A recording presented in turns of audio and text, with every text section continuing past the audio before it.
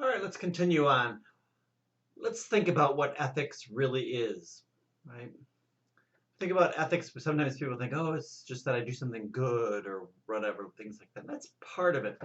Part of it is really kind of our morals or moral values, right?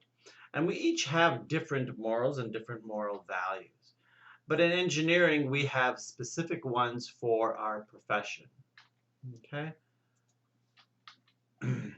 So engineers as professionals, and unlike any other profession, such as attorneys and physicians and dentists, engineers seldom deal directly with those who benefit from their services. What that's saying is that the work that I do designing something or creating something um, isn't on the particular person or with the particular, it's something that they may use, but we aren't dealing with them directly, right? And the other important thing is, unlike other professions, engineers can practice, essentially do our job, right, as doctors and attorneys and dentists with just a BS degree, right, a Bachelor of Science degree. And we have a code of ethics.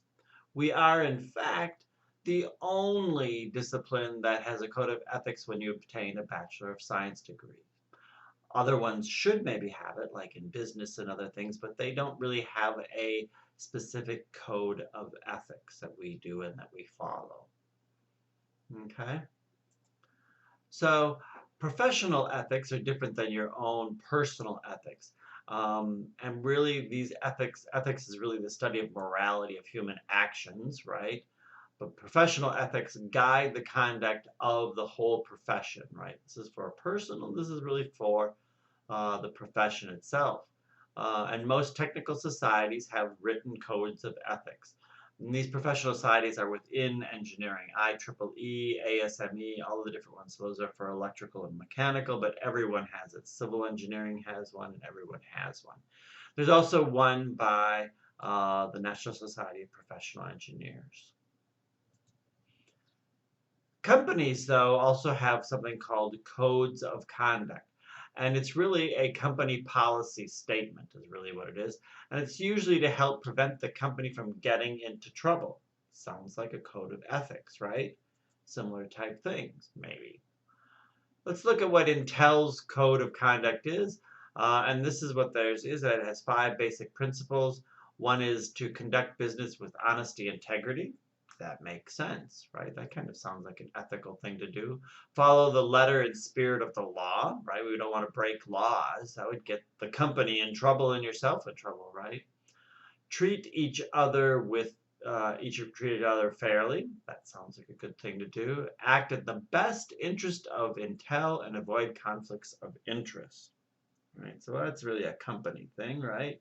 We're working for the company and protect the company's assets and reputation overall. So that's really what it comes down to, is protecting and helping the company. A code of ethics, though, the purpose is to guide the conduct and decision making of the engineer. And typically they are not used for disciplinary action, but they can be.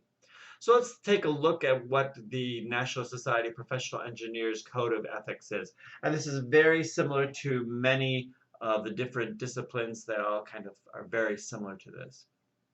And this is only a part of it. You can have the whole Code of Ethics or find it on Canvas and download it all. But I'm just going to go over this little bit of it. These are just the canons of it. First is to hold paramount the safety, health, and welfare of the public. Right? Nothing about the company, but the whole public, for the people that we are doing work for, right? Everything we do, we need to make sure that it's safety, health, and welfare of the public. And we perform services only in areas of our competence, right? So I should not be answering questions about dams and things like that. In Janesville, we had a dam that was coming out. I'm an engineer, but I'm a mechanical engineer. If people came up to me and wanted me to do some assessment on it, I'd have to say, no, I can't do it. That's not my area of expertise. We issue public statements only in an objective and truthful manner, right? We use the science behind things and all the engineering knowledge that we know and answer for that only, right? Even if it's something that people don't like or don't want to hear. We act for each employer as client or client as faithful agents and trustees. Right? So here's where we finally get into it. The fourth one is that we're acting in the best interest of the employer or even the client of the employer as best we can, right? We are trying to be faithful agents to those people. We want to, of course, avoid deceptive acts, that makes sense, and conduct themselves honorably, responsibly, ethically, and lawfully so as to enhance and honor the reputation and usefulness of the profession. So here's the last reason is to do this really to give strength to the profession, to make sure people can trust what engineers are actually doing, right? That's the big thing.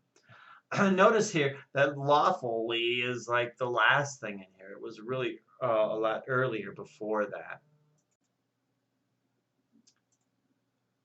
Okay, so there are some differences between, of course, the company code of conduct and engineering ethics, right? The company code of conduct, again, is really to protect the company. It's all that it's about. Engineering ethics is really, and you could think of it, I suppose, to say that it's to protect the profession, right? So people continue to trust engineers to make the correct decision. But I think the most important thing out of the engineering ethics is that first code of conduct, or first canon in the code of ethics. And that is we do things for the health, safety, and welfare of of society, right? That is the most important thing. So how do we know when to use this code of conduct, right? As an engineer, I've done a lot of things, but I'll tell you, when I was working as an engineer, I never said, hey, is this decision right or not? I'll pull out my code of ethics, right? I never did that once, right? So how do we make those decisions? Do we do it based on our gut feeling and saying, you know what, this just doesn't seem right? Well, that would seem like a logical way to do it, right? The problem with that, though, is that do you trust everyone else's gut feeling, right? I'll tell you, I don't. And there's many reasons why I don't, right? Because everyone has different pressures on them, right? And we'll kind of go through some of those and some of the examples in the next video. The last thing I want to do, though, is I want to kind of show you how we should be making ethical decisions. And this is on Canvas. There's a document with all of these harms tests. And these harms tests, I can bring it up real quickly, are ones you should use. And you should use these for your homework assignment. Okay? These are the different harms tests. It's a document that has a lot of things going on it through the ethical decision-making process. But I really like these harms tests because it kind of guides us through what we need to do. So if we analyze our range of options by asking these following questions. The first one is the harms test, right? Does this option have fewer negative consequences, both short and long term, than other options, right? So is this the one that has the fewest negative consequences for everybody, right? The public test, would I want my choice for this option published online or in the newspaper? If everyone were to find out I made this decision, would I still feel good about it, right? Well, I'll tell you with that example we did in the previous one, both of these tests fail, right? I wouldn't want to be the engineer that said, oh, let's just go on with this, right? I wouldn't want that published after all those people died. Not what I would want, right? And were there other options that we had that had fewer negative consequences? Yes, fixing the gas tank would have been better. How about the reversibility test? I like that one also. Would I still think the choice of this option is good if I or someone I loved were in one of those adversely affected by it? So would I feel comfortable putting family members in those cars? No. Would I want to go in those cars? No. If that's the case, this is not a good decision. Universality test. If everyone else out there confronted with this kind of problem were to make exactly this kind of decision that I am contemplating, would that produce the kind of world I would want to live in? would I still think this is a good decision if everyone were to be acting the same way, right?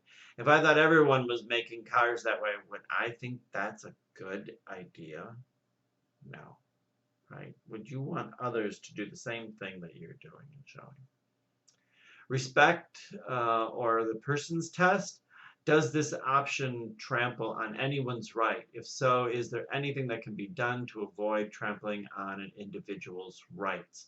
So an example of this might be, let's say there's a farm field, right, and there's a lot of accidents that occur because the road kind of has this curve in it, right? And we could say, well, let's change that situation and we'll straighten out that road, right? By doing that, we're going to be trampling on the rights of that farmer, right? That farm may have been in the family for generations, and by straightening out the road, we're taking away part of their farm. We still may end up saying, you know what, that is true, right? That we're trampling on their rights, but sometimes it is for the utilitarian test. Sometimes it's for the greatest good for the greatest number of people because others will be driving safely now, right?